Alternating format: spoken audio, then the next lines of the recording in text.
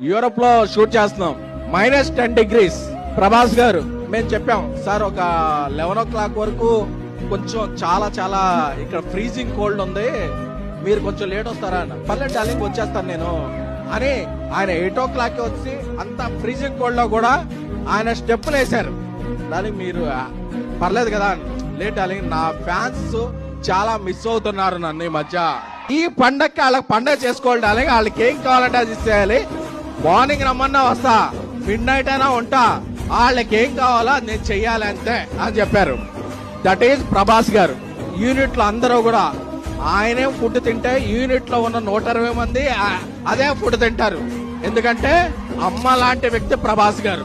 ఆయనకి తారతమ్యాలు తెలియవు, వేషాలు తెలియవు, తానేంటో కింద ఉన్న వ్యక్తి కూడా అదే అని నమ్మే ఏకైక వ్యక్తి ద రెబల్ స్టార్ ప్రభాస్ గారు.